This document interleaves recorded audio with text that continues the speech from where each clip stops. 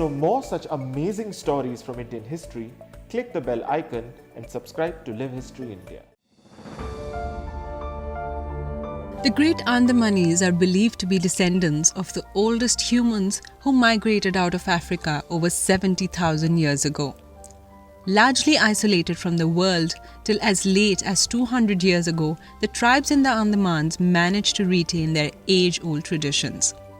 However, this changed as the British came into the islands and Andamans opened up to the new age. Today, the last speakers of the Great Andamanese language have gone.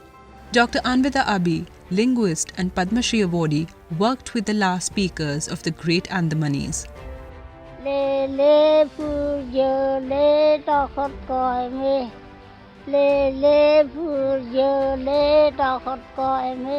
And she joined us as she spoke about her new book, Voices from the Lost Horizon.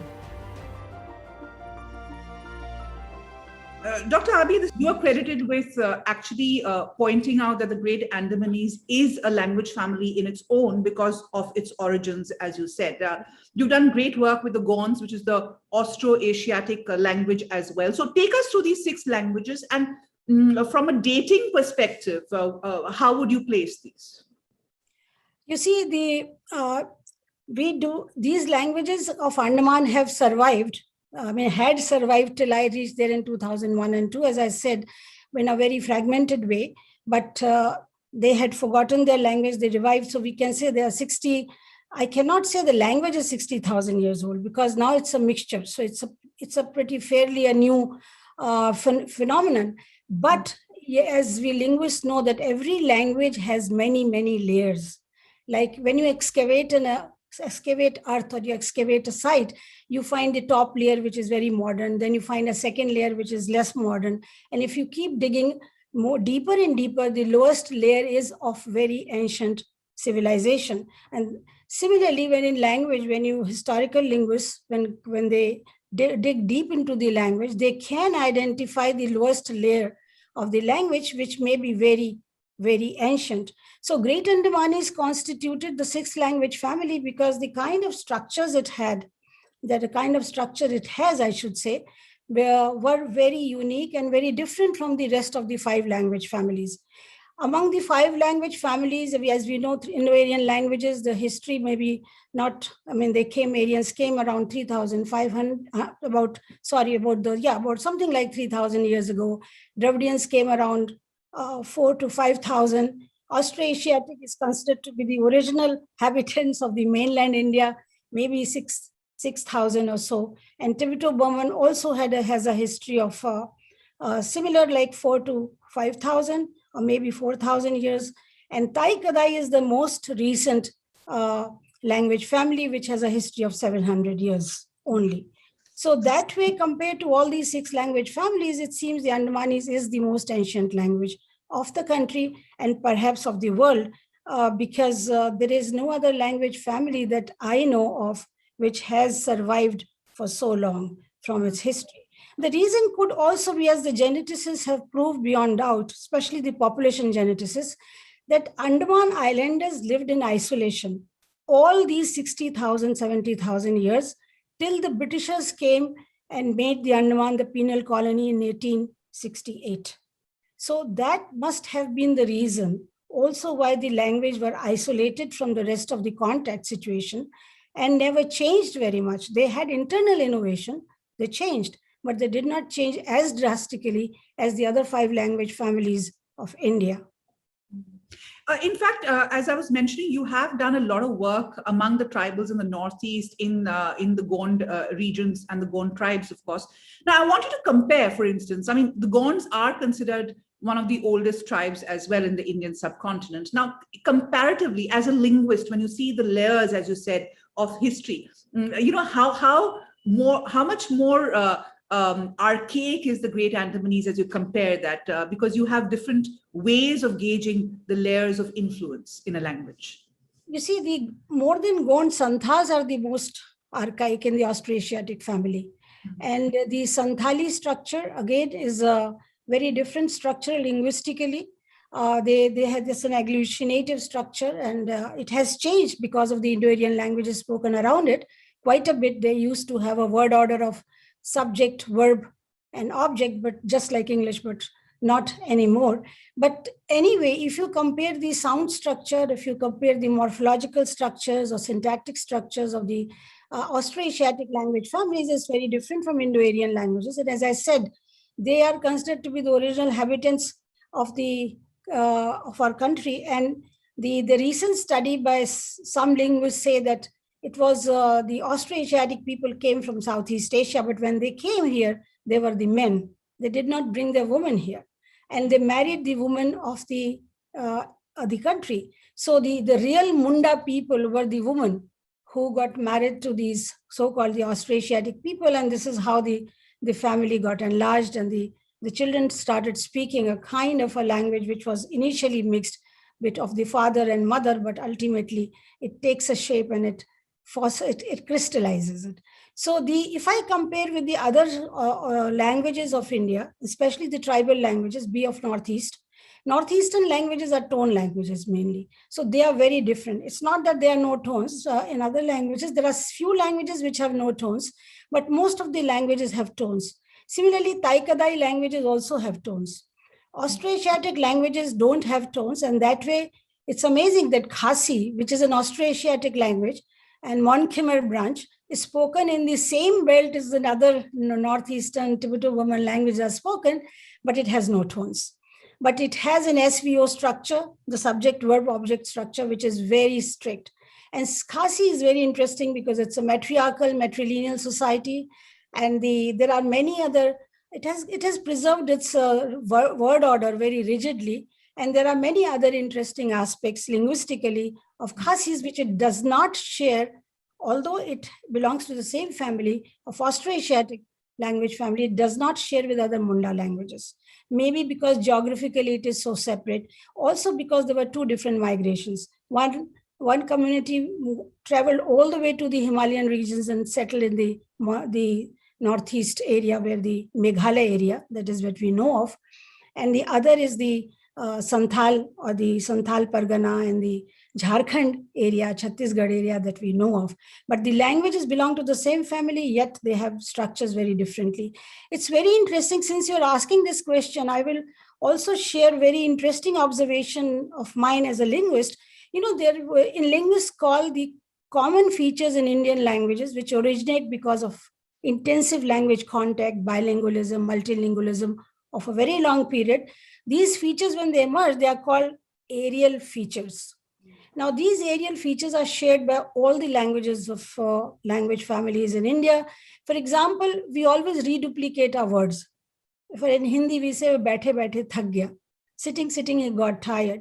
Now, this kind of construction exists in all the language families, but it does not exist in Great Andamanese.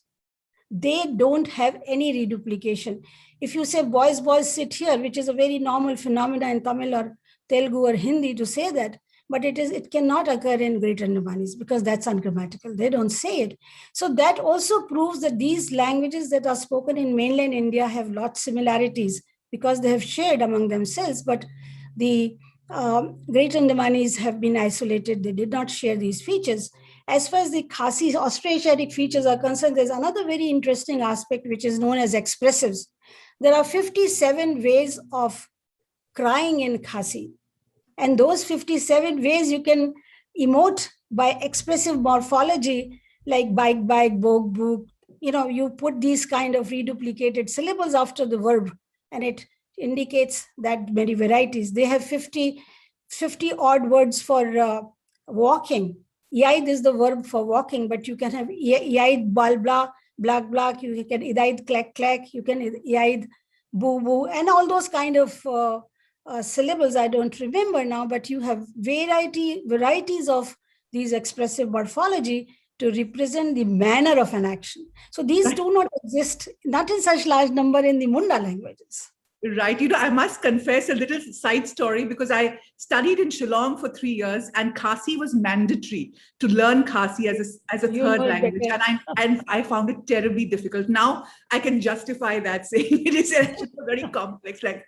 But that aside apart, I want to ask you before I go to my next question, because your journey of documenting this is itself monumental. So, I mean, a large part of the book is also about that, which is really fascinating. But before we go to that, I want to quickly ask, what are the unique aspects of the Great Andamanese language as a linguist that you you spoke, for example, of one or two aspects, but what marks this out as a really archaic language? That's a very relevant and good question you asked me, because it's a very complex system. Let me see if I can explain it in easy way and not going very technically into linguistics. You see, the Andamanese view their world through their body.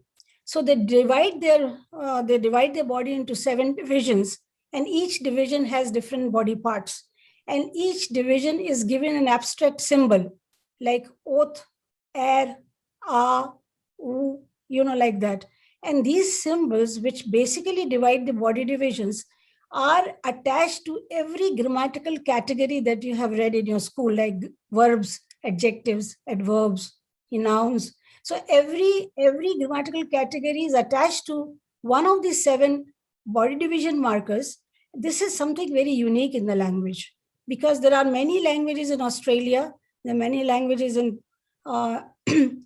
Arizona, and also in Amazon forest, which do represent the body parts, but no language expresses such systematically that they do attach every body division marker with every grammatical category. To give you an example, for example, ong is something for the extremities, like fingernails, toenails, and so on and so forth. So when you have to describe your fingernails, you have to precede the word toe, let's say, then you have to precede the word o. Now, if suppose you are stitching something, that's a verb to stitch. And if you're stitching something, you are using your fingernails. The verb to stitch will be preceded by this particular body division marker, ong. Similarly, air is always for external body parts. So somebody is very beautiful. I mean, you can describe Miss World as very beautiful woman, and you say, Aishwarya Rai is air beautiful. Bungoi is the word for beautiful. So you say air bungoi. But if somebody is very nice internally, nice like Mother Teresa, then you say Mother Teresa is a bungoi, not air bungoi. A is the body division marker, which is reserved for the internalized or internal organs that you cannot view, like spleen, blood, kidneys, so on and so forth. And this is how they go on. Similarly, oath is for all the body emissions, like sweat, whatever, and other things, the urine, stool, all this comes out of the body. For that, they prefix oath. But if you are going out of the room, the verb to going out is chone. You cannot just say chone, you have to say oath chone, because you're going out of a cavity, a kind of a space which is closed that you're going out. So you can see the similarities, and once you get the hang of it, you can easily create new sentences in this language, because it's very systematic. The only challenge is to look at the world through the eyes of the Great Andamanese. Because as I said... And that is fascinating, because, you not only talk about in this book, not only talk about your journey into the Great Andamanese and the journey of discovery, the physical journey, but you also talk about their worldview through their stories and legends, which is something which is really fascinating. But before we come to that, I am going to come to the process of discovering it, because it was something which is also tragic, Dr. Abbi, because through the process, you saw a language disappear before your eyes. The number of people who were speaking it gradually got whittled down, and now it's not there. So there are two aspects to it. First, what were the challenges in putting this together? The physical challenges. I know you dealt with crocodiles and water snakes and all of that going into it. And the other was the actual challenge of getting the Great Andamanese people to even remember this language, because their memory of it had gotten so faded over time. You see, when I reached the island, I didn't know that it would be so challenging to work on Great Andamanese. Working on Onges and Jarwa was much easier because they still speak the language. But with Great Andamanese, it was a big challenge for two reasons. Number one, as I explained earlier, it was a kind of a mixed language. So there were many words which which were drawn from different languages, which the community did not understand, but some were using it. The other challenge was every time I would ask something, they said, I don't remember. And this was a standard answer that I got from morning to evening, that I don't remember, we don't remember. Especially these stories and songs that are documented in this book are rarest of the rare pieces, because the people informed me that they had not heard any story in last 40 years. And they said, if we had not heard any story in last 40 years, what we can tell you?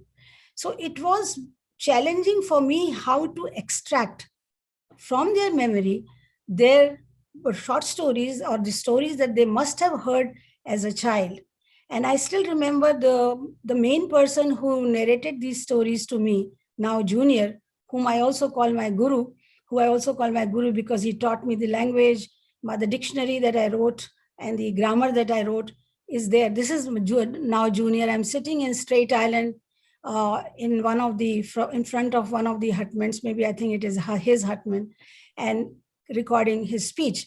And now junior I came to know that he had a very good time with his Abba, the father, and he told me that he heard stories in his childhood, but he's forgotten. So now this was a great challenge for me, because now I had this information that he heard the stories. So I used to go fishing with him in the morning and spend time by the seashore. And we both used to put our legs in the water. And I used to just, motivate him. I said, now you remember when you were 4-year-old, you went in the dongi with your father and something happened. So he says, how do you know? I said, well, I'm just guessing. He says, yes. And now I remember the story of the dongi and the dugong. And this is how he told me the story of dugong. And I always used to motivate him that you remember your stories, you will get back. And he did. And this in the book, readers will find it very amusing and very heartening that how I elicited these short stories from a person and who initially said that he didn't remember anything. But towards the end of this journey of elicitation, you would be surprised to know, I think it was my last day of leaving the city of Port Blair. The taxi was waiting outside. I had all packed up. My flight was, due in an hour or so. And now junior came knocking on my door. And I said, what are you doing here? He says, I wanted to say goodbye, but more than that, I want to tell you a new story I just remembered last night. And I said, but I now have to leave. And he says, never mind, I'll let me start narrating it and you sit in the taxi. I'll come in the taxi with you. And he sat in the taxi. He came with me. I kept on making notes, even in the taxi. But lo and behold, when we reached the airport, the authorities did not let him go inside the airport with me in the check-in area. And I was very devastated, and I pleaded for this to the authorities that he's with me. But they say, no, these are protected tribes. How is he roaming in the airport? They thought perhaps I'm, confiscating him or something. So that was my last meeting with Now. That story was half written, half recorded. It was not recorded. Till today, I regret, why did not I stay back? Why did I not cancel my flight? Why did I not spend more time with him? Least did I know that I would never see him again. So, the journey of elicitation of the stories was very difficult in the beginning, but as I moved on, Now opened up. And I also realized something else which would be interesting for your listeners, that language documentation not only gives you an opportunity to view their past with past of glory, but it also helps them to revive the language. Because when he was narrating the stories, he started narrating in Andamani Hindi. But then after a while, he says, no, this word is not good in Hindi. This is not the thing. Let me think. And then he will get back to Andamani's word. And he says, this is the right word.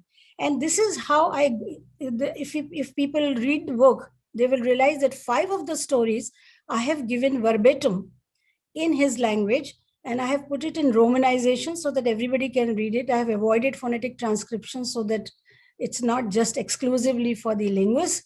And I have also given in the English translation of it. So every line by line, I have given these translations, and you can see some of the words he didn't want to translate in Hindi. So this is a very interesting aspect of elicitation process, which even I did not know. And I realized my own capabilities that I can extract a story from a person who has forgotten everything for last 40 years. That's fascinating. And just for our viewers, I would like to say that all of you attending this session will get a lovely pre-order discount from Niyogi Books on this. So, do drop in your email, etc. And one of the things that you have in this book after every story is a little scan code through which you can actually hear the audio of the words being said. So there are recordings that you can hear. You can hear a language that no longer exists. But I am going to just audio, it's video also. Also video also. Absolutely. Yeah. Absolutely. You will see Boa Senior singing full-throated, Yeah. These are and a pity that the Zoom platform is not very conducive for video playing, but we would have otherwise played it out for you.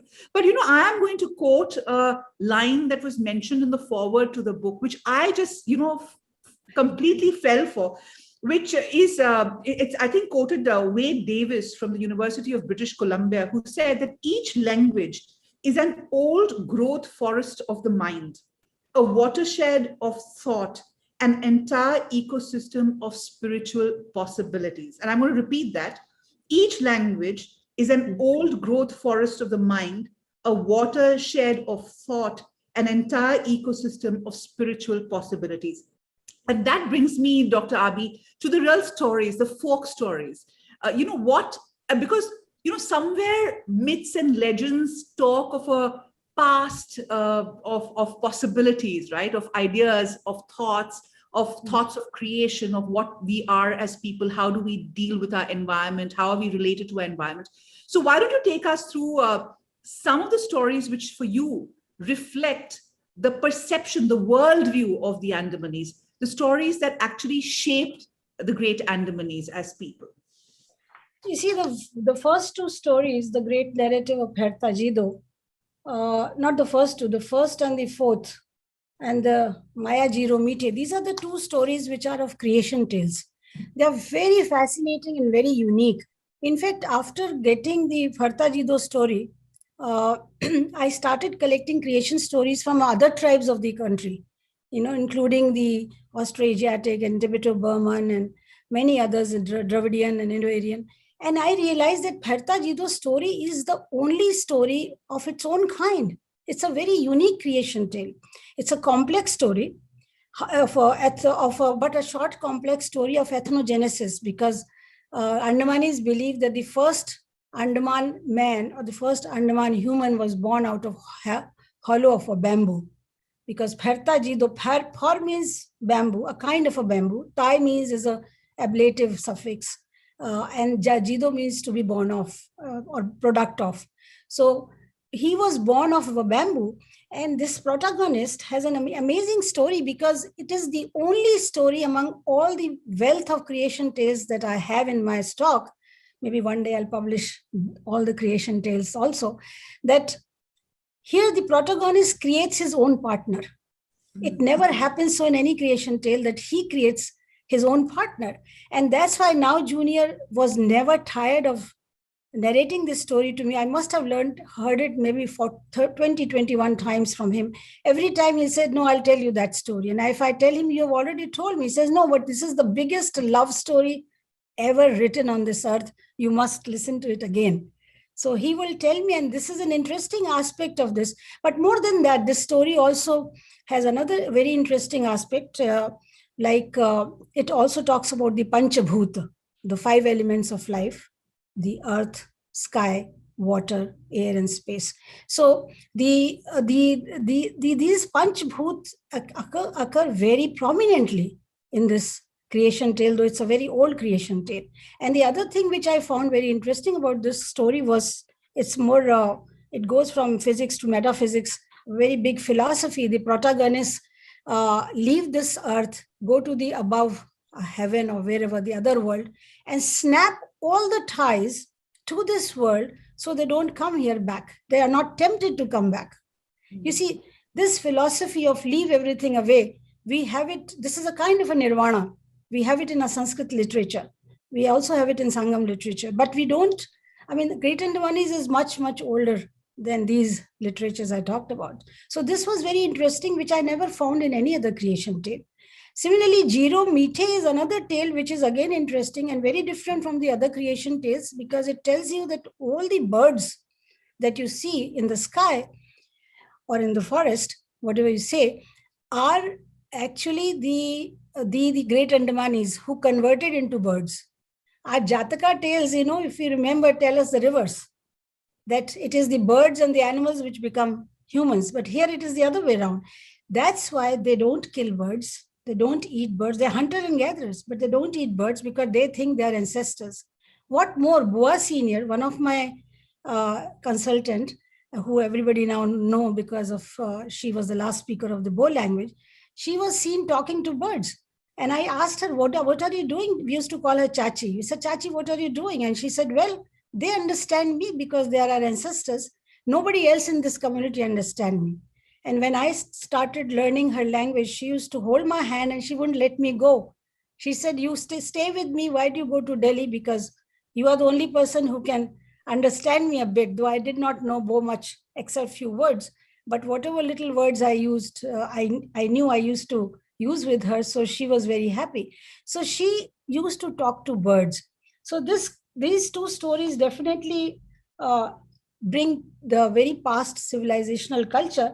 But let me tell you, there is a hint of cannibalism in a couple of stories.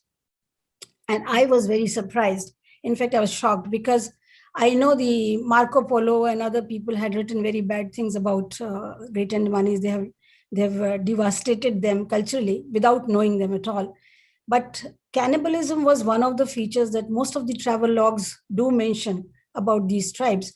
However, when in the stories, when the cannibalism is mentioned, it is a kind of a feature which is looked down upon, and it is also seen as a feature of supernatural powers. So not everybody can have this kind of a thing. When I asked now Junior, he told me the story of Juro the headhunter. I think everybody should read this story. It's a very amazing story. It has many contradictions and self-contradictions within itself. I'm not a literature person, but when literature people will read it, I'm sure they'll find a lot more to say about it. But it's interesting that this is a protagonist woman who used to devour on young blood. So she used to kill them and, she used to eat them, and her son got to know this. And he was very worried that this way my mother will completely, destroy the humanity. So he becomes instrumental in killing his mother. But because he's son of his mother, he's very, very melancholy, very sad. He doesn't know what to do, but he's torn between what he should do as a human right person and what he should not have done as a son of the mother. But the interesting aspect is that when I asked now that how can that be possible? How can a mother do such a thing? You know what he said? He said, you have goddess Ma Kali. She also wears the Mundaki Mala, the Mundu Mala, what you call the necklace of the skulls. So what do you think she was doing? I said, I do not know. I didn't want to discuss further with him because that was leading into a different alley. But you see, these kind of things, were there in the society. Then the Juro story also tell me they had 4 different ways of cremation, which was very interesting. If somebody dies by eating fish, or he's choked on a fish bone, he's cremated differently than a person who dies of a natural death in a war, in a fight. And if a person dies in fire, then he's also put on fire. And when children die, they're left for a couple of days untouched, and then they are cremated in the earth. But generally, they cremate. In Boa, they said the Boa is the earth, word for earth, and they create the person in the earth normally. So they have 4 different ways of cremating a person. I did not know this. And I came to know through the story. Similarly, they have very interesting cultural aspect, which I think everybody else would be very amused to know. The name of the child is given in the womb. So you do not know whether the sex of the child, right? So all the names in the Andamanese community are gender neutral. So you may find Bo for a woman as well as for a man. You may find the word name Jirake, both for men and women. So you have to be very particular and very cautious and remember which jirake you are talking about or which boy you are talking about. So this naming a child in the womb, I found very interesting, but that name does not stick with the child when he's born. It changes 4 times during the life cycle. And then when he dies, the Maya word, like we say Divangat in Hindi or late in English, is prefixed to the original word that was the name that was given to the child when he was in a womb. So there are many others. Right. We are also streaming live on YouTube. So we've got some questions coming from there. And I also urge participants to ask questions. But I'm going to ask you, you mentioned that Bo Senior was the last speaker of her language. So what has made these languages disappear? Because what you also have is a group of islands with tribes which have, over a period of time, retained their own identity while there have been some intermingling between the tribes, right? But the Great Andamanese language has gradually disappeared. Why has it disappeared, Dr. Abbi? Is it because the population has dwindled, or because of the fact that Hindi and other languages have kind of come and gotten mixed with the original language? You see, of course, population is one of the reasons. The population is decimated. But you see, language death is not an isolated phenomenon. This we must remember. It's a result of loss of vitality of a language due to subjugation of community, due to change in the environment, due to puncturing the ecological balance that the tribes have arrived at over the thousands and thousands of years. And of course, decimation of the population because the contact brings hundreds of diseases which they are not immune to. So all this it's a combinatorial, the reasons that lead to language death. But above all, in the modern age, it is also because we make these speeches, these so-called precious voices, redundant in our society. We neither give them any judicial power, nor educational power, nor any social prestige. So they are away from education. They are not part of our course curriculum. We don't learn them. We don't teach them. Have you ever thought how there is just no justice system? Judicial system does not recognize any of these languages. I have worked among the Central Indian tribes, and most of people say we lose the court hearings. We don't go to court hearings because nobody understands us. And the lawyer also misinterprets us. He does not really understands our problem. So we never get justice. So we have actually silenced their voices. We have silenced their voices. So the language will ultimately die when they have no space for emoting their emotions, and they have no space for asking for justice. Then how long will they survive? So there are all these combinations, especially with hunter and gatherers. This is happening rampantly even now in Lakshadweep, in Andaman Nicobar. We are cutting their forests, which is their life-giving elements. How would they live, without these people? This is a picture of Boro Senior. She was a Khora speaker, and she had forgotten her language completely. She never could give more than 2 sentences, but I noted only her words, which are away in the dictionary. Actually, that dictionary is more like an encyclopedia. It does have a dictionary element because it's in 3 languages, but published by Ratna Sagar, so anybody can get it who wants it. Easily available. It has 3 scripts and 3 languages, but more important is it has sound files. So you can hear the words in the native speech as they were pronounced. And it has a lot more information about the culture, the civilization, their history, and anything that I could get. In fact, the proprietors of the Ratna Sagar were telling me that you also write your diary, put your diary here. So I put some of the portions of my diary also here. And of course, it has a grammatical sketch too. Right. So before I take the audience questions, I have one question. When you say a language is dead, what do you really mean, Dr. Abbi? Does it mean that the pure form of the language is gone, or the fact that there is no memory of that pure form, or the fact that it has become so mixed up with other languages that there is no trace that you can really glean? As a linguist, what do you mean by that? See, dead does not mean the pure form is not preserved, because there is no pure and impure languages. Today, English that we are speaking is very impure in the sense that it is a very different English than Shakespearean or Chaucerian English. English has transformed immensely in the last 500 years. So there is nothing like pure and impure. When we say language is dead, it's because the language is not transferred intergenerationally. So the youngest speaker of the language in that community will be very, very old people. You see, number one. Number two, the vitality of the language. You see, we always have a vitality indices. There are three of them going on by Ethnologue, by UNESCO, and we have devised our own indices. With my research scholars and students, we have devised our own indices by which we measure the vitality of a language. And if the vitality of language is gone or deteriorated, then the language is on the verge of its death. And this vitality is actually, the vitality is pumped in by various factors. And one of the factors that I said is the fact that if they are given prestige, if they are given some space in our society, then the vitality will be maintained. But if not, then the languages will go down the channel of death. And this is what happens. They die very slowly. It's a very, very unnerving to see the speakers go one by one, which happened with me, you see, and losing the speech forms gradually and I was a mute spectator or helpless spectator. I could not do anything.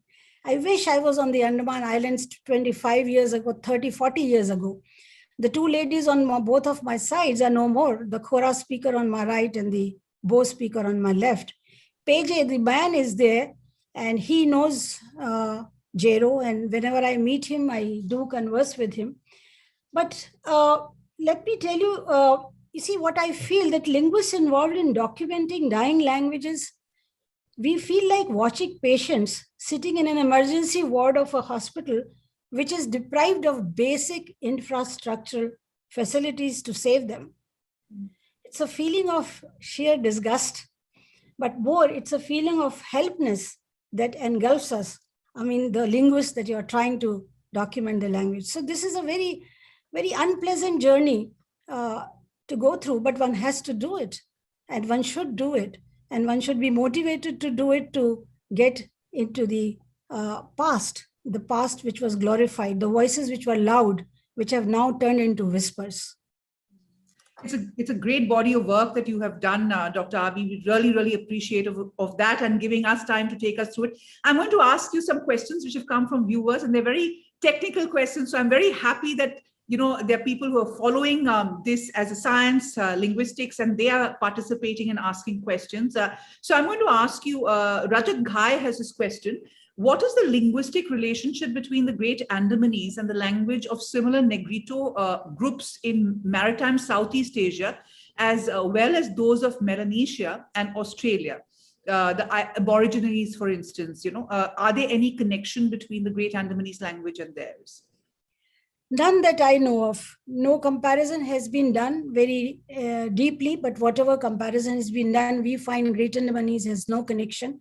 And as I said in the beginning of my lecture, that the reason could be because they lived in isolation all throughout the 60,000 years. So but Dr. Abbi, isn't this the same migration strain that went into Australia also? 70,000 years would have been. Yes, you're right. But those languages must have changed, and they must have changed over the 60,000 years drastically, so much so that unrecognizable with the oldest forms. So they don't have any relationship whatsoever so far. So the Great Andamanese was the oldest of the lot. That's where, because of its isolation, it was possibly the best protected. Okay, there's another question on, by B.V. Ravi Prasad, and he wants to know the impact of other languages like Burmese, for example, in the Great Andamanese. Do you find strains of Burmese, for instance, there? Because so close to Burma. Very nice. Yes, this is a good question, because we find strains of Burmese in a couple of words. In fact, one of my speakers, Licho, who was the Sare speaker, she was Sare speaker, though she had forgotten her Sare.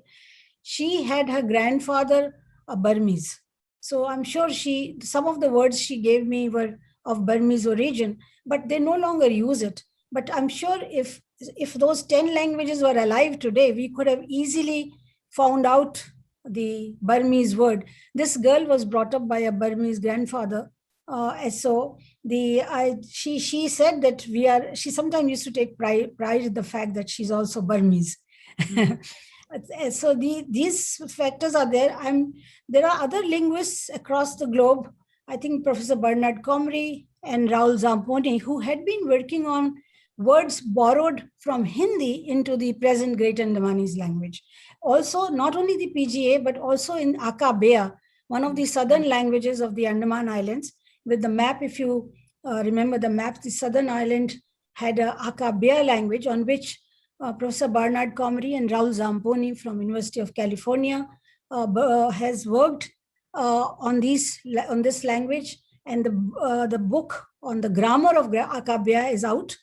In fact, it's again a very challenging task because they did not go to the field.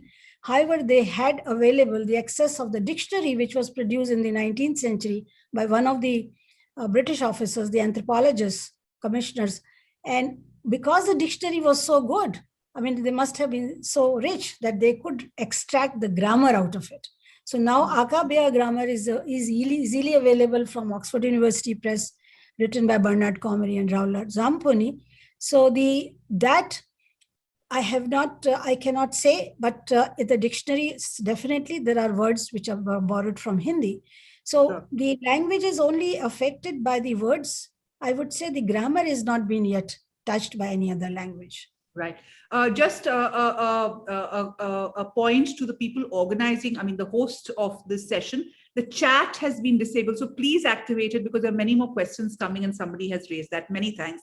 But I will go to the other questions. This one comes from the YouTube channel. Somebody has asked, can you tell us something about the Jarawa and the Onge languages also, which are other Andamanese languages? What is the status of those? See, there are, the status of the language is better in one way as far as the Great Andamanese is concerned, because they still speak the language. And they are not, Jarawas have learned a little bit of Hindi recently, especially those who come on the road, Andaman Trunk Road, and they have picked up some few sentences and words of Hindi, but they still retain their language. As far as the Onges are concerned, since they stay in Dugong Creek, which is far away from the human civilization in Little Andaman, they are also monolingual in their language, and they do not speak Hindi. Women certainly don't. Men do, a couple of men do, who have to interact with the officials. So one thing is, as far as the language survival is concerned, they may survive their language for the next 40 years or so, but not more the way the contact is happening. As far as the linguistic structures is concerned, I have dealt all these three languages, a comparative study in my book called Endangered Languages of the Andaman Islands. So the people who are interested in this question may look at it. But however, let me tell you, grammatically, the two languages, Onge and Jarwa, share a lot, but they don't share anything with Great Andamanese. As far as the basic lexicon, basic word list, as we call it in linguistics, is not shared by Onge Jarwa and Great Andamanese. I call Onge Jarwa as a group as Ang languages. And this word has been also adopted by anthropologists. We call them Ang because Jarwas call themselves Ang, and Ong is also I think it's an Englishization of the word Ang. So they both are Ang, though they are miles apart from each other. They had not been in contact with each other, yet the languages have similarities because the languages originated from the same source. So they are sister languages. And they have, as I said, they have similar words, and they have similar grammar. So, but which is very different from the Great Andamanese. Although, as you can see in the map, the Jarwas are living next to the Great Andamanese. They don't have any give and take as far as the grammar of the words are concerned. We did a little research on the borrowings of Jarwa into Great Andamanese. As you can see, there is totally intermingled here. The Great Andamanese are the red block, and the brown block is the Jarwa block. So they are surrounded. This is an old map. It was surrounded, but the latest map shows only the Jarvas are on the coastal region of the Western Great Andaman.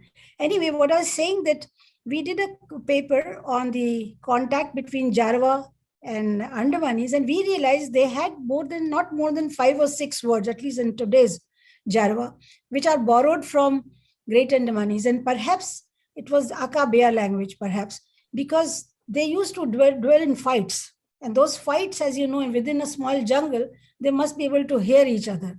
So when they hear each other, they must have borrowed some word. It's like Hindustan-Pakistan fighting. You see the border are so, so thin. Same, exactly. So what I find fascinating is that, they have been isolated through history from the rest of the world.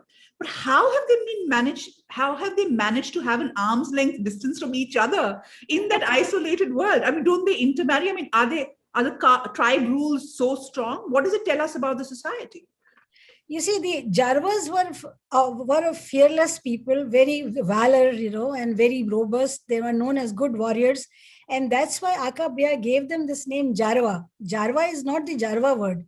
Actually, as I said, they call themselves Ang. Jarva means the person you should be afraid of. Okay. So I suppose they had several fights in the jungle between the Akabea and Jarva, and Akabea must have lost their people, because Jarvas were very strong in poison arrows, and they had this poison arrows. In fact, they were shooting poison arrows till very late, you see. So they protected themselves from these tribes, and they were happy where they were living. In fact, initially, this is a new migration in the Great Andaman. They were somewhere else in the Little Andaman, and then they moved out to the Great Andaman. And I'm sure the Sentinelese must also be one of the sister languages. We do not know what Sentinelese, as you know. Nobody knows. I know that's the big mystery. But I'm going to stop asking my questions because we've got flood of questions. I'm going to ask everybody else's questions, and we must have you back at some point. But there's a question from Vikram Porwal, which is very interesting. Because 2005, you also had the devastating tsunami, which really hit the Andamans in a very bad shape. His question is that, was there any ancient knowledge of something like the tsunami in their culture passed on from generation to generation? What is their sense of the ecology? What are the learnings from their native understanding of their world? Nice to know, Vikram, you are there, and I know you, as a police commissioner or some police status you had at that time. You in fact rescued lots of Nicobaris and Andamanese. There was no need to rescue Andamanese at that time. It's a good question. Let me tell you very interesting aspects that we found out during tsunami. One of my research assistants, now he's a faculty member of Amarkantak University, was with the Jarvas when tsunami struck. And he was told that Jarvas, you see, if you remember on 26th December 2004, when tsunami came, it was early morning. So all the 3 communities were fishing at that time.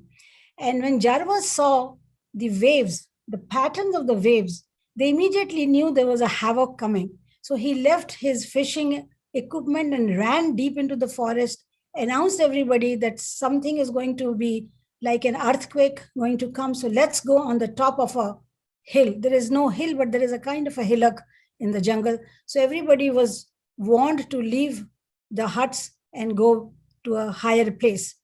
Now, this happened with the Jarva. As far as the Onges are concerned, there is also very interesting story attached with their rescue mission. When they were fishing, they saw some fishes which are supposed to be residing or swimming in the second layer of the sea. In fact, I got to know a lot about the sea, that it has 4 layers. So there's a twilight air section, and there is a dark section, but there is a second section like a twilight section. The fishes never come up. But I suppose during just before the tsunami, these fishes came up. So they knew that something again is, some kind of calamity is going to come up. So they ran into the forest, and they described to the tribe, to the fellow tribes, that the sea has turned upside down, so let's run. So they saved themselves. Great Andamanese had no knowledge, because they are the ones who are getting assimilated with us. So like us, we had no knowledge about tsunami, and we could not save ourselves. I think India lost 5,000 people, but not a single calamity among the tribes. So the Great Andamanese is just, whatever any normal person would do.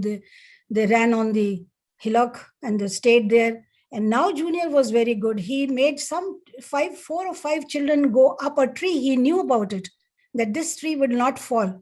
When the tsunami came in, he kept on swimming around that tree for 7 hours.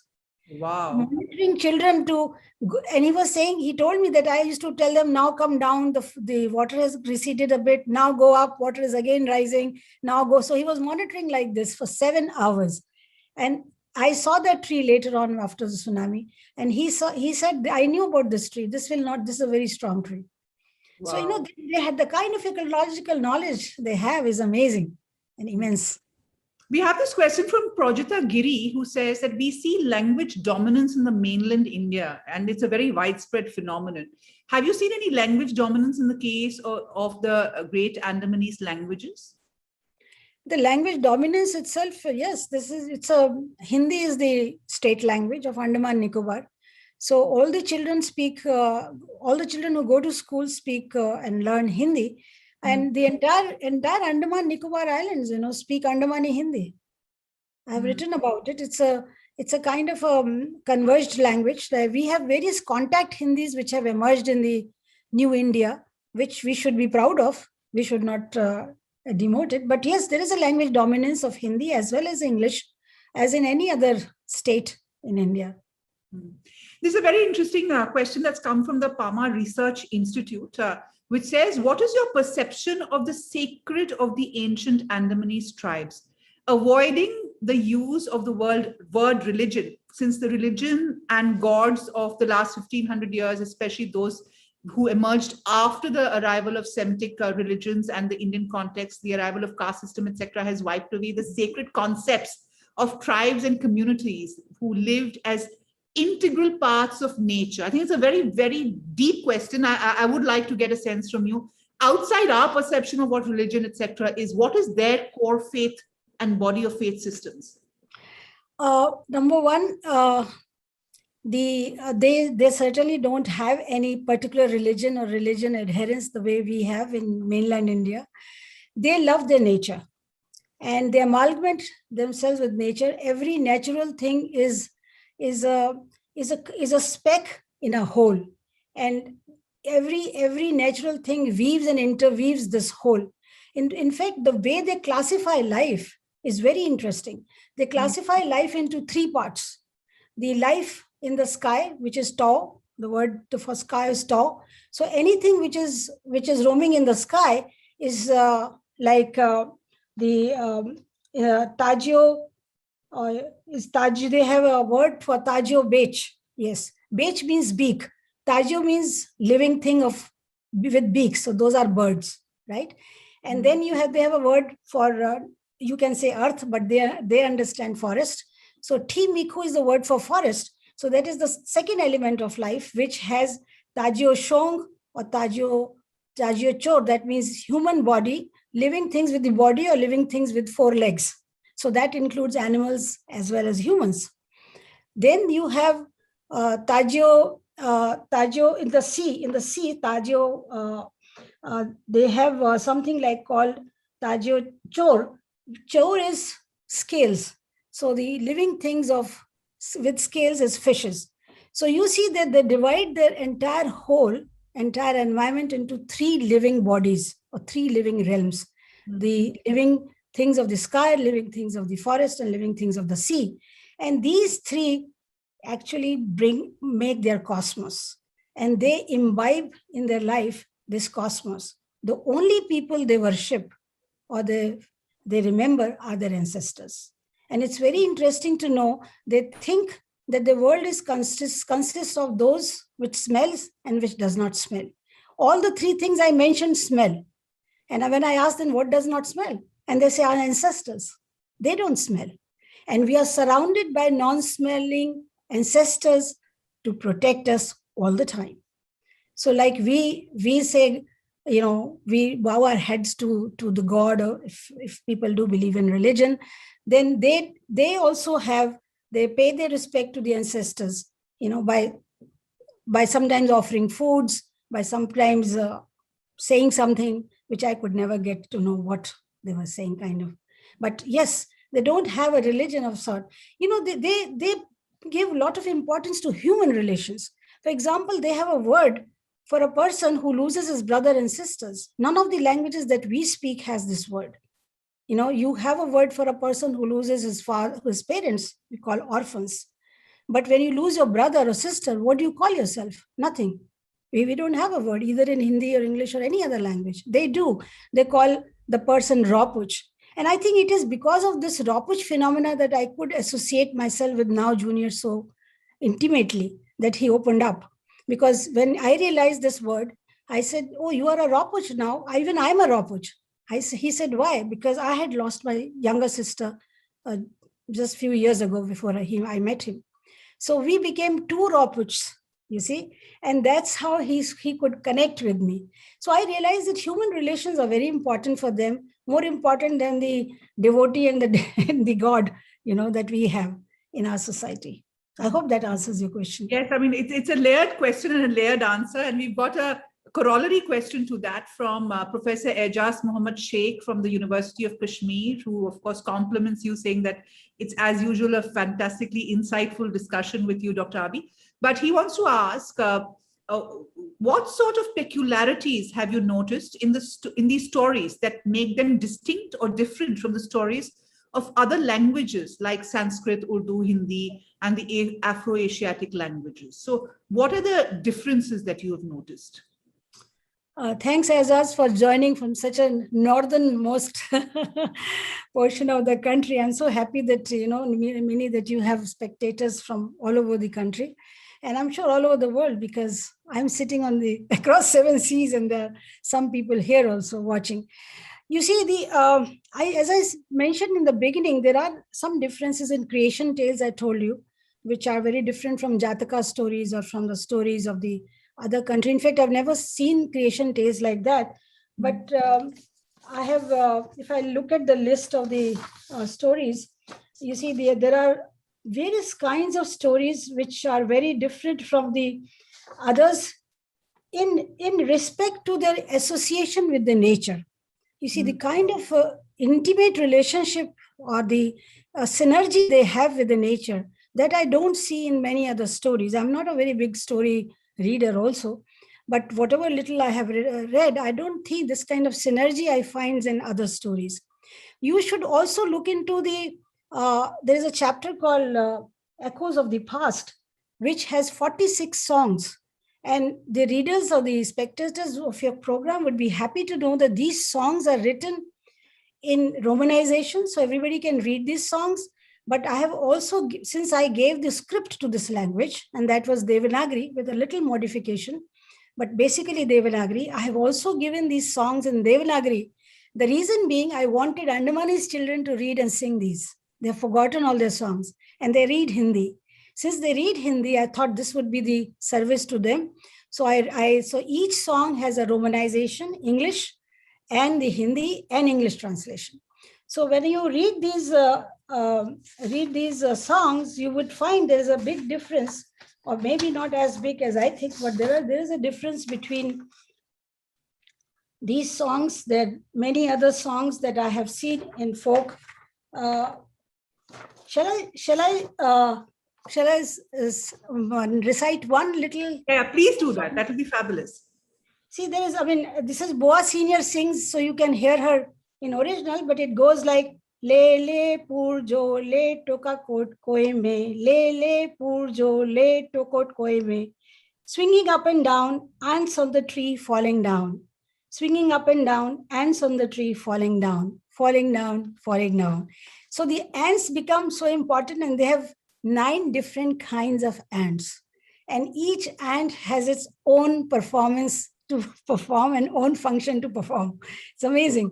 So, it's fantastic. I mean, we can go forever, and I'm going to go on for a little bit. I'm going to ask you for your patience because we've got lots of questions. We've got a question from Sanjay Sharma, who says, what about the language of the Sentinelese who have been more isolated? Is that still alive? You did mention that they are totally isolated, but have people like you had any access to them? Do we know anything about whether the language survives? How many of them are there? The rough estimate is there are more than 70, though nobody has done the head count. And the anthropologists 20 years ago did, or 25 years ago, did try to reach the shores, but did not succeed entering into the land. If I'm wrong, they may correct me. Nobody knows about their language. I'm very disappointed by the latest news of John Chow, which you must have read many times. He went to the island and he got killed after a day. As you know, that he wrote a diary. His diary was made public by New York Times and many other American journals and newspapers. However, I was reading his diary, but nowhere he has mentioned even a single word what they shouted at him. I wish he had just noted their shouting. He did say that they shouted at me and they were trying to gesture that I should go away. But what were they saying with the gesture? I wish he had noted down. We could have deciphered something. My hunch is, and this is just a hunch, this is just a speculation, that their language will not be very different from Jarawa and Onge. But has there been any interaction at the tribe level between the Great Andamanese and the Sentinelese? No. That, I'm amazed at the micro isolation within those islands. Yes. I mean, that's really fascinating. Yeah, they are the only, maybe they are one of the only isolated tribes in the world about whom we do not know at all. Right. We've got another very interesting question from Nazneen Humza, who says, these are, of course, wonderful insights, but are there any culinary tales with food terms and cooking technique terms? What do they eat? I mean, what is that? I mean, because culinary cuisines can give you so much about the people. I don't remember whether I sent you the picture of turtle cooking, No, oh, I'm sorry, but maybe they can see it in the book. I think there is one. You see, they're very fond of hunting turtles and they cook it very elaborately. And I had been given description by Paige, the guy you saw earlier with those two ladies. Oh, I stand corrected. Yeah, this is, look at this, I'm so happy to see that. Yeah, see, these are the modern girls, as you know, you can buy their dresses, they're wearing maxis. And this is they're scraping the turtle because the turtle can feed the entire community in one go. They're very fond of turtle and how they now cook it. They just barbecue it, they put it on smoke. But there are various ways of cooking turtle and turtle meat. The most common way of cooking turtle used to be to put it between the stones. First dig the earth, put two heavy stones and put the turtle in between the two stones so that when the stone it was almost like our tandoor or baking. And then it is left for hours together because the meat is first wrapped in a leaf.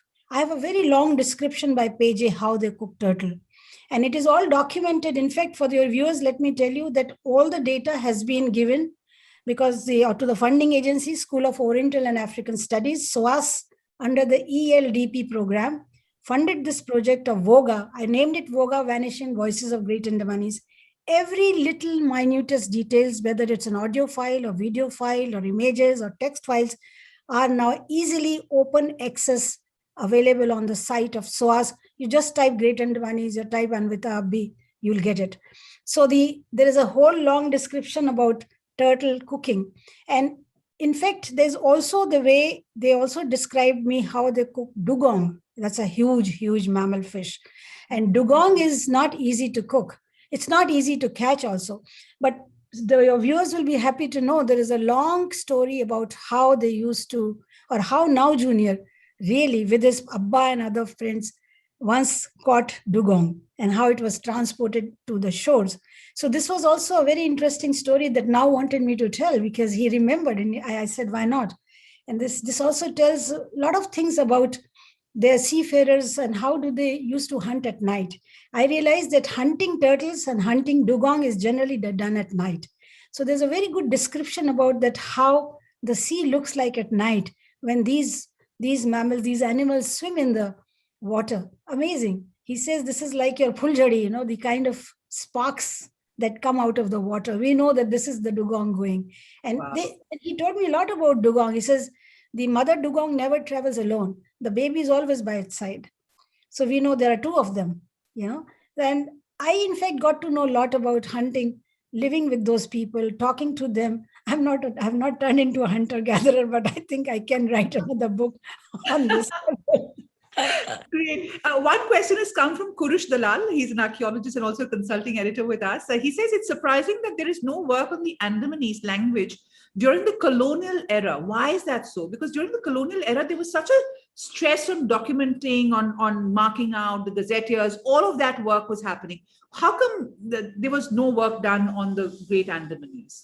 Who said there's no work? There's a lot of work being done. There is? Yeah. The work they've done by Redcliffe Brown, Horace Mann, and Portman. There are three good anthropologists. On the language. On the language, yeah. Okay. In fact, Portman's work is on comparative languages, you see. So he has put like a comparative dictionary. He has put all the languages and made comparison. As I just told before this question, that Akabia has been very well documented by Horace Mann in his dictionary, and he also gave grammatical sketch. But there was never ever a good grammar, extensive grammar, or the kind of interactive dictionary that I made or we made. That kind of a thing was never done before. And the present Great Andamanese, as I said, is a mixture of 4 languages. Though the the Jero language is the input for the grammar, and there is no grammar available of Jero language. So in a way, this is the very first of its kind. Right. There are a couple of questions, though you have clarified that this Great Andamanese is a very unique language, but there are 2 questions from Pinaki and I think Hasnain, who ask, are there any languages in the mainland which are somewhat similar to the Great Andamanese or have any kind of linkages to the Great Andamanese? No whatsoever that I know of. No. So I have worked by now, let me tell you, I've worked not in detail, but I had the opportunity to work on more than 95 languages of India so far in my career. But I have never come across structures like this. And I should also like to share with the viewers that there was I grappled with the grammar for almost a year because I just could not crack the puzzle of this body division marker. Every element was so different. Why it is so? Why the same word comes with so many kinds of proclitics or prefixes, you see? And so it took me a while, but once I got the hang of it, I realized it was so simple and scientific.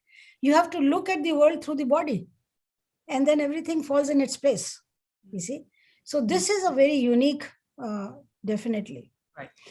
There are a couple of questions on, also talking about how sad it is that we've lost this language. Arun Narayanan has written this. Can the degeneration of the language be reversed? Can something, like you said, you wrote some of the folk tales or songs in Hindi so that the young kids can remember that tongue and read it in a different language and remember it. What can be done? Or is it too far gone? You see, I suggested a measure to the Andaman administration in 2008, or was it 9, when we inaugurated the Varnamala. Yeah, it was 2008, because I made Now Junior come on the stage and he was very happy. I wrote the Varnamala, gave the script to the language.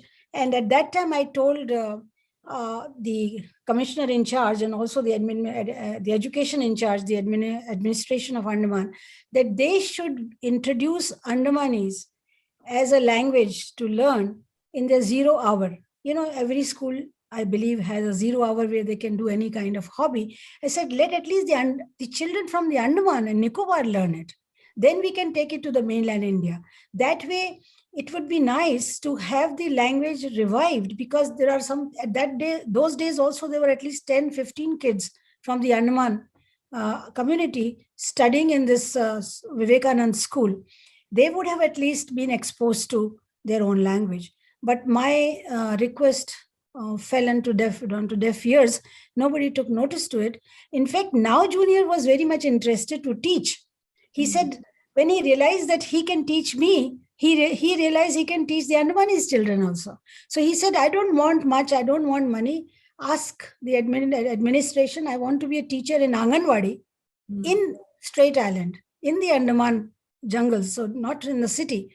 But even his request was not adhered to, because same thing, the officer in charge, I don't want to mention the name, said he doesn't have a certificate, how can he teach, and all that thing.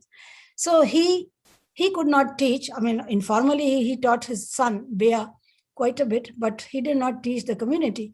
But I think the only way to revive this language, since there are no more speakers left, except 3 people who are now rememberers more than speakers, we should introduce in the school, at least in the schools of Andaman and Nicobar.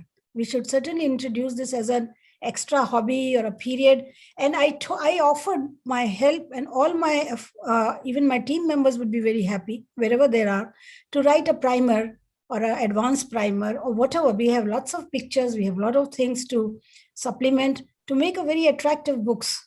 So make very attractive books. So there are quick questions, related questions. One is by Rita Mathur, who says, and you've partially answered the question. She was asking whether children are speaking this language. So, I mean, or are they exposed to this language? So you're saying they're not, and they're pretty much losing it right now, right? There's a question from Zubair Ahmed, who says, shouldn't the authorities do something about the language of the Onges before it disappears like the Great Andamanese? Is anything being done of the languages on the brink? They have a lot more to do. They should introduce Onge also. There is a school in the jungle of Dugong Creek, by the way, and they all learn Hindi or English. They don't learn, and the teacher is Bengali, so it's very interesting. The teacher is Bengali who teaches Hindi and English, but they don't teach Onge. And whenever they speak in Onge, like it happens in the mainland India, they are punished. You know, I remember in convent schools, you were punished if you spoke in Hindi, because the teachers or mothers always wanted you to speak in English. Same kind of parochial system exists anywhere else. In fact, Andaman Nicobar administration has a lot more to do. There are 5 different languages of Nicobar. We documented with my team members, Rahul and Vaishak. We documented 2 languages recently, Sanenyo and Luro. And so the documentation is there, and there is the Central Institute of Indian Languages has a lot of material. It should be introduced in schools, but unless it is introduced in schools and the material remains in the form of books, nothing will happen. So there are 2 questions I would like to take. One is about the fact that is there any genetic relationship between the Andaman and Nicobar Islands? It's not something that we've covered in this conversation, but genetically, are they the same stock? No, they are not. They're genetically very different, because Andaman Islanders came from Africa. So they are Negroid of Afro-Asian, whatever you call, origin. But Nicobaris are different. They came from Southeast Asia. They have Mongoloid features, and so they are genetically very different. Very different. Yeah, okay, I was not aware of it. Thank you for raising that question. There is Sharantan Das, who asks that, you spoke about their close relationship with nature. What do they fear? What is their relationship with plants, their ecosystem, and what is it that they're scared of? Are they scared of cyclones and lightning? Because they're also in a very volatile area, right? To be very frank, I have not seen them scared of nature, any natural thing. They think they can combat with anything, They are more scared of us than anything else. Natural, when they go for a hunt in the sea, and they try to worship in one, I shouldn't say worship is again a word that comes handy to us because of our culture and civilization. They just remember their ancestors so that, they have not a very rough venture in the sea. That's all. But they are not scared of anything. In fact, when I heard the stories of how they hunt dugong, I was getting scared listening to it. But they were very cool. I mean, this is part of the nature, because they are so much amalgamated with the nature. As I described, the whole life for them is divided into different 3 sections, and each is symbiotically related to each other. The issues raised by you in this book about this disappearing language, and with the language disappearing, a whole way of thinking, a whole ecosystem, an understanding of your own being, cultural understanding, that's a malaise happening across the country, Dr. Abbi. You referred to many languages that we are losing. Regional languages are losing out. Smaller languages are losing out. And of course, for the record, we have about 30 languages in India, which over 1 million people speak, 122 main languages. but there are thousands of dialects and small languages. And we've seen that happen in Rajasthan, where local dialects have gotten disappeared. How do we stand up against this massive loss that we are facing, and what needs to be done? As a linguist, it must be, hearing you, I'm frustrated at the stage we are in, but I also feel that this is not priority. Sadly, a lot of history and culture and linguistics is not priority. We need to change that. You see, I had been writing about this for last 20 years. I had also suggested a modified 3-language formula, which I call MLEP, that is multilingual education in phases. And I had suggested to the government that how multilingual education will save our language, will save our knowledge base, and also give respect to these kind of communities who are very ancient and they have been living with us for thousands of years. However, nothing had happened, but there is a silver lining in the new education policy. In the new education policy, I do not know how far we are prepared to adopt it, but does give you the opportunity to include mother tongue, in education. And though I am afraid, and many of my linguist friends are also afraid of the fact that the government does not understand the term mother tongue. Because according to the census 2011, there are 1,369 mother tongues. Now, obviously, we cannot give education in 1,369, but at an Anganwadi level and at a very primary kindergarten level, certainly, if the mother tongue is used for teaching, then the language will at least be saved, if not revived for dying. It will be saved, maybe it will be revived in some cases, because the teacher will be hired, so there will be some economic gain attached to it, and then there would be some izzat and some respect to these languages because they are taught in school, that kind of status that you give. So that way, it is very good to have them been introduced at least for the first 3 years. The mother tongue should be adopted for teaching the concepts. See, if you remember, the first 5 years of child are very formative, and he understands everything if you tell him. And in fact, linguists have written about it. When a child comes to the class, he's already a bilingual. So there is no problem. You see, he already knows his mother tongue and the other language of the state or whichever languages of the community. So it is not difficult to teach him the laws of physics, the laws of nature, the things about culture and other things in his language. He'll grasp very soon. We are basically turning them into translators. They already know the names of the colors. They perceive the color. The perception is good. But we say, no, this is yellow. This is green. So he has to memorize this is a yellow. He already knew this was yellow in his own language. You see? So we are actually making them bad translators. We are not teaching our children. So I think this new education policy, the way it appears to be, has some solace for us if it is adopted properly and wisely. Maybe we will be able to survive. But what do you think about really creating museums, audiovisual areas where people can go and experience these languages, understand them, even the local community? Because, this is, thankfully, India is not as bad as the other countries, right? You go to Australia, there is no memory of Aboriginal cultures, for instance. So they have museums which are very static, But elsewhere in Europe, they have wiped out all regional variances in most countries. Over here, we still have a semblance of this regional diversity that makes India what it is. What can we do? Can we not? Do you think that is a possible way out? Yeah, in fact, you'll be surprised to know there are more than 100 museums, language museums around the globe, in the world. Even in America, there are quite a few. They're building another one in Washington, D.C. However, India does not have any. And I had been giving this suggestion. I wanted a museum to be made by the name of House of Voices. I gave this suggestion to Sahitya Academy. It did not pick up. I gave the suggestion to the Ministry of Culture. Everybody gives a lip service but doesn't do anything. However, recently I am told that the Ministry of Culture is now making the Museum of Word, by the name of Museum of Word in Kolkata. And but again, they are not interested in projecting our linguistic diversity. Very unfortunate. And they are not interested in what we had been talking about. They are more interested in projecting how the ancient scriptures, literature made inroads into the philosophy and other things into the world, which is very important, as the Sanskrit and other languages. But what is the living situation? So I would be very happy if states come forward and make language museums, and I would be very happy to help them in making this.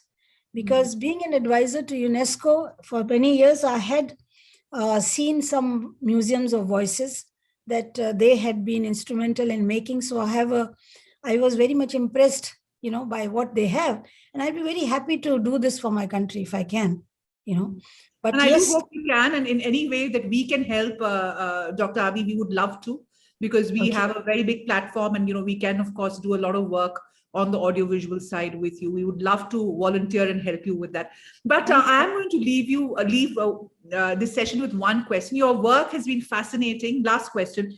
And you've done work across, and we must have you back to talk about the Khasis and the Samthals and all of that. But what has been the biggest challenge, and what has been the biggest learning? Does every new language open up a new window, a new door, a new universe for you? I can only imagine how you're getting into the minds of communities and cultures, who are so unique.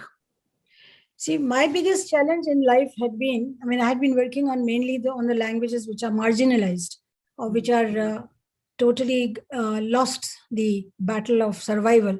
So my challenge becomes the challenge of many other linguists also who are working on dying languages. It's very challenging to work on these languages where people are not cooperative to share their language with you. That is the biggest challenge.